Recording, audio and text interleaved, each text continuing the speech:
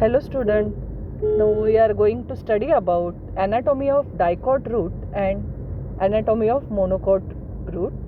So in dicot root, pith it is mostly narrow, small in size, while in monocot root, pith is large as well as well developed. In dicot root, mostly triarch, tetrarch condition can be observed, means xylem bundle they are 2, 3 or 4 in patch, while in monocot root polyarch condition can be observed, means xylem bundles they are more than 6 in number. In dicot root cambium it is mostly present between xylem and phloem. Secondary growth it is present, while in monocot root secondary growth is absent. There is difference between dicot stem and monocot stem. So in dicot stem, epidermis they show presence of multicellular trichome. Trichome means root hair.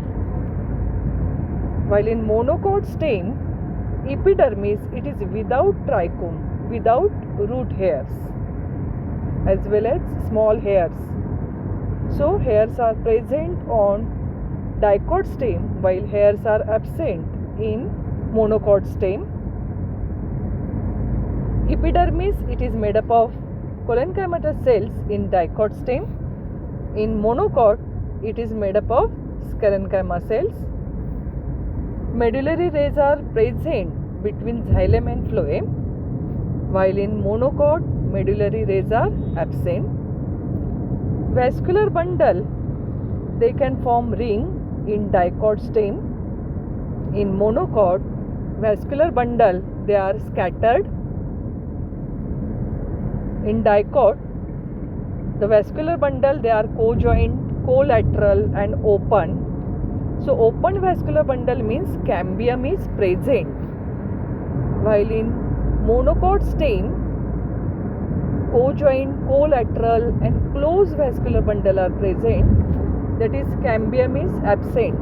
So they are called as closed vascular bundle. In dicot, vascular bundle is not surrounded by sclerenchyma bundle sheath cell. In monocot stem, vascular bundle they are surrounded by sclerenchymatous bundle sheath cell. Secondary growth takes place due to presence of cambium in dicot stem, while secondary growth is absent in monocot stem. In dicot stem pith is present, while in monocot stem pith is absent. There is difference between anatomy of dicot leaf and monocot leaf. According to stomata structure, dicot leaf the stomata they are present on lower epidermis. Guard cells are kidney shape. In monocot leaf stomata present on both epidermis, means upper and lower epidermis, and the shape of stomata it is similar like dumbbell. Intercellular spaces they are more due to presence of spongy parenchyma cells. In monocot there is less intercellular spaces. Intercellular spaces means gap. So these intercellular spaces are less in number in monocot leaf. Parallel venation, these are characteristic of monocot leaf, while in dicot leaf there is reticulate venation.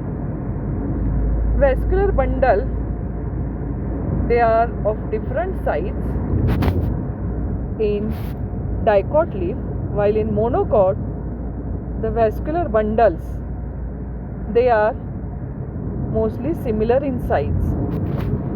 Mesophyll cells it is palisade parenchyma and spongy parenchyma.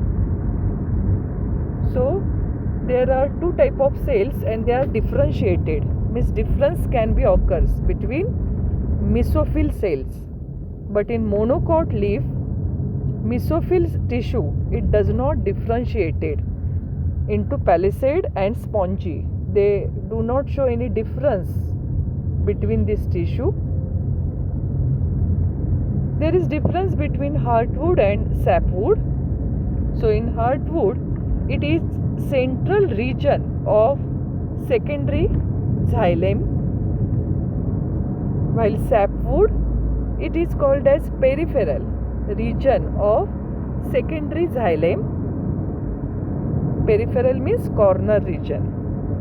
In heartwood it is mostly dark.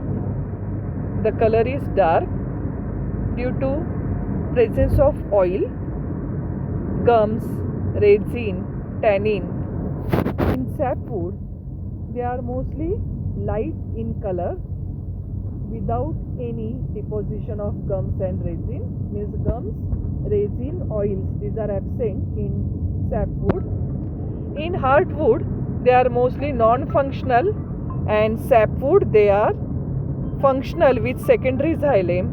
Sapwood is also called as duramen, while heartwood is called as duramen, while sapwood it is called as the albumins. The heartwood it is not involve the conduction of sap, while the sapwood they involve conduction of sap, means liquid.